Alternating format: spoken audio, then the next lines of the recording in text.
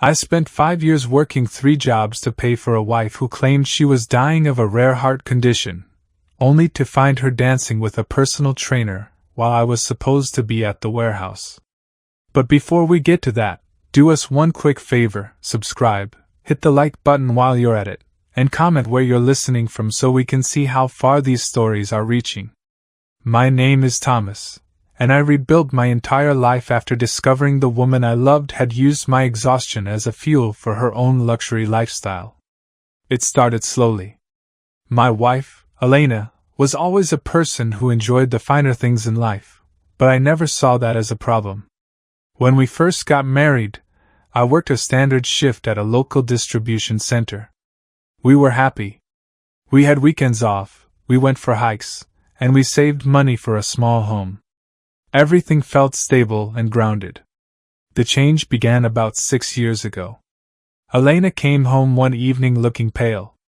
She told me she had gone to the doctor for a routine checkup and they found a murmur in her heart.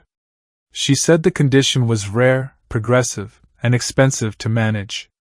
She told me she needed specialized care, expensive medications, and constant rest to keep her heart rate stable. I believed her. Why wouldn't I? She was my wife. I looked into her eyes and I felt a surge of protectiveness. I told her we would handle it together.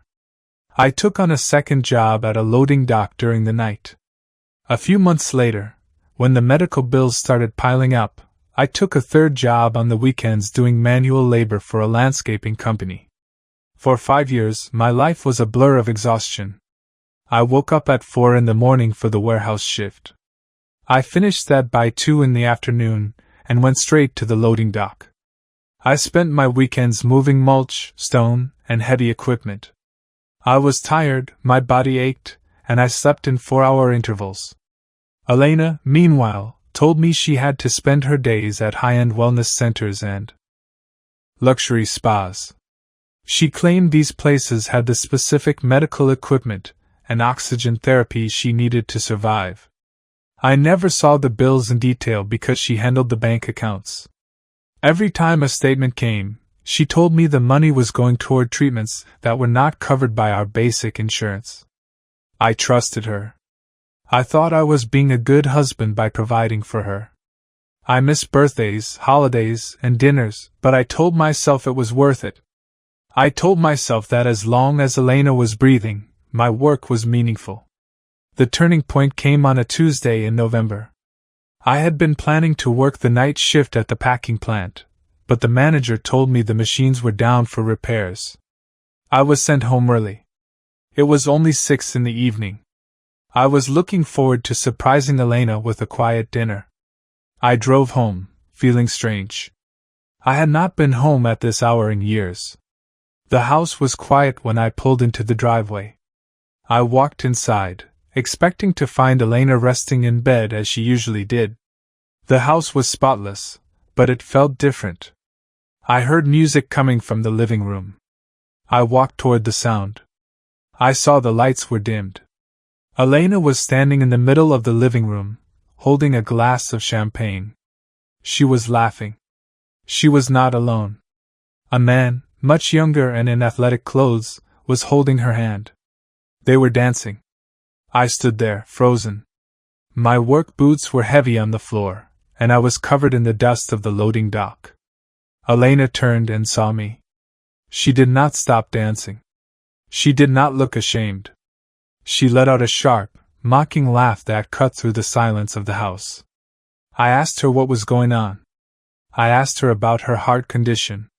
I asked her why she was drinking alcohol when her doctors told us that stimulants were dangerous for her.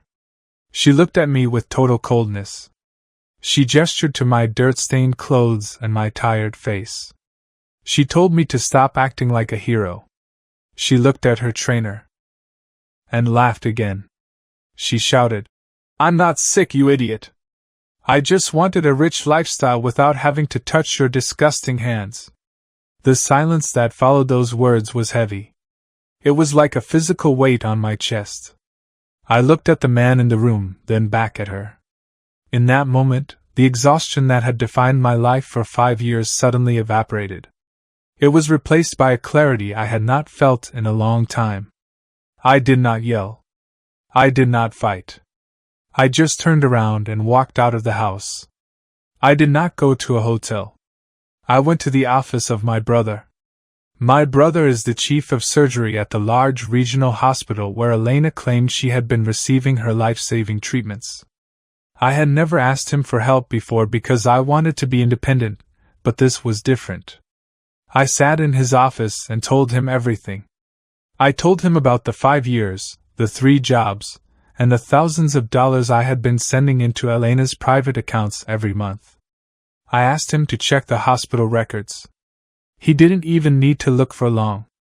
He pulled up the database on his screen and frowned. He told me Elena had never been a patient there. She had never checked in. She had no file. She had no condition. He helped me print out the official logs.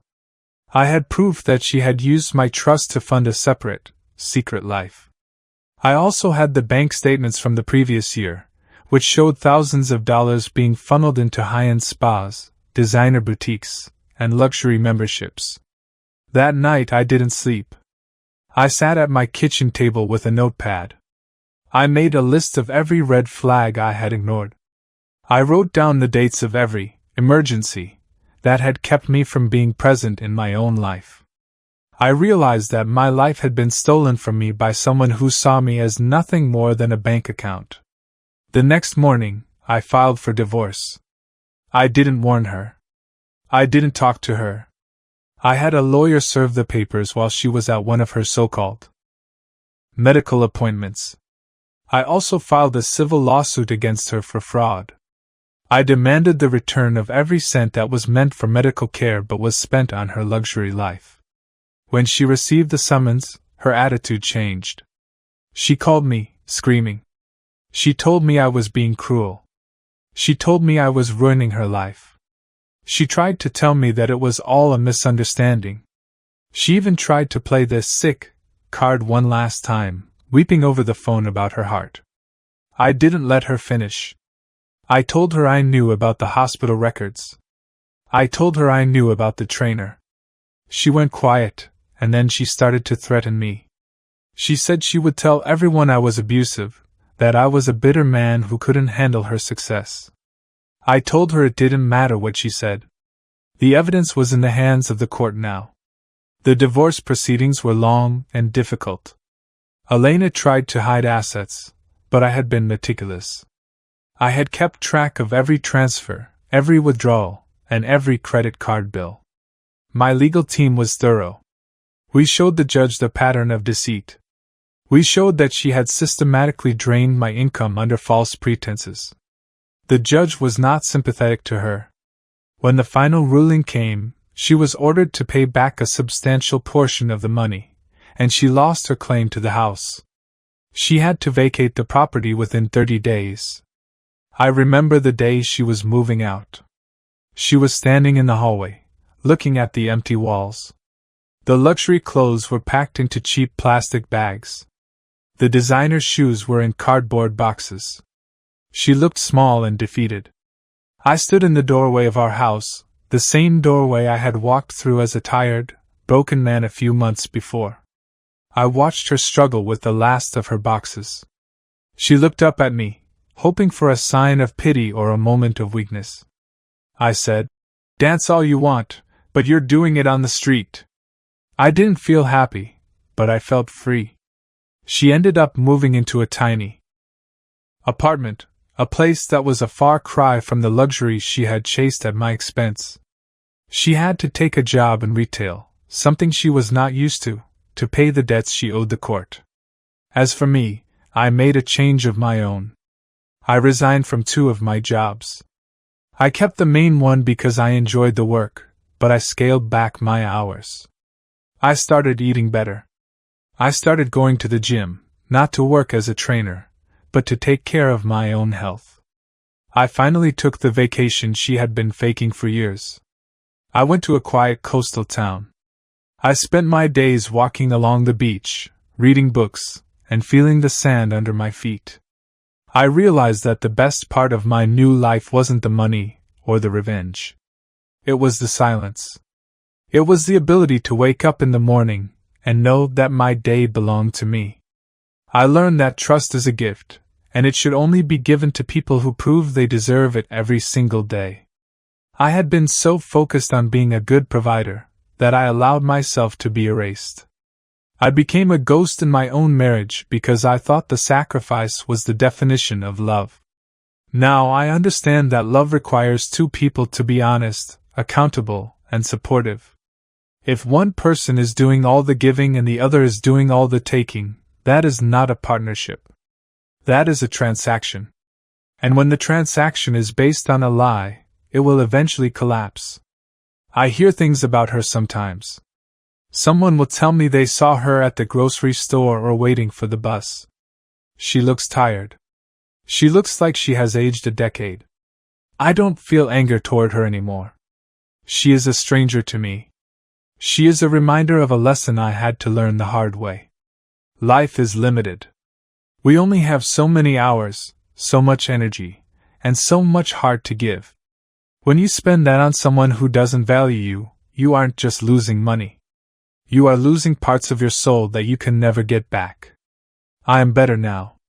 My health is perfect. My bank account is finally growing.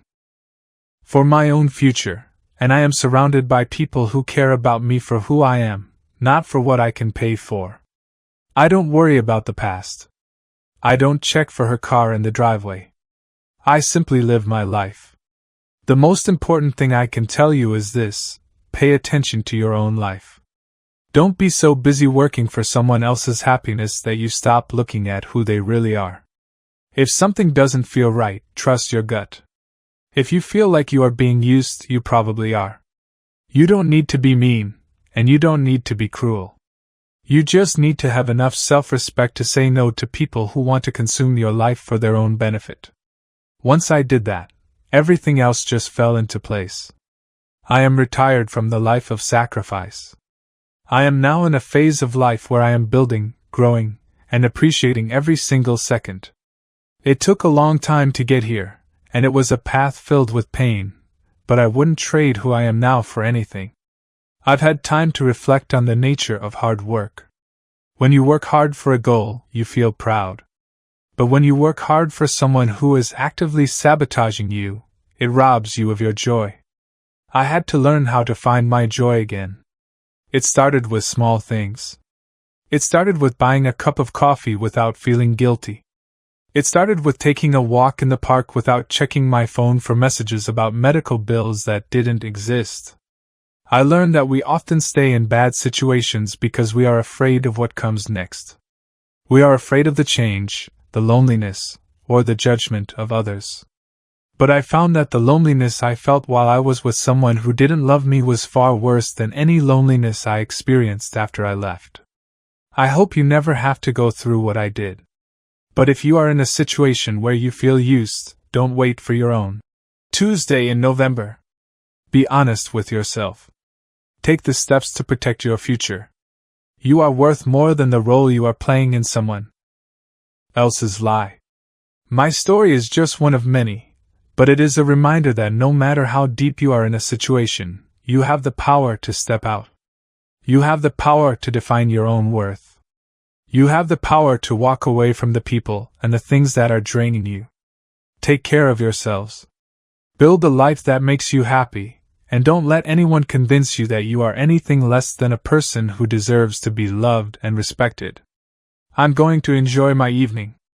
The sun is setting over the water, and for the first time in years, the only thing on my schedule is peace. If this story resonated with you, join our channel by liking and subscribing for more real, raw, and family-centered stories. Thank you for listening.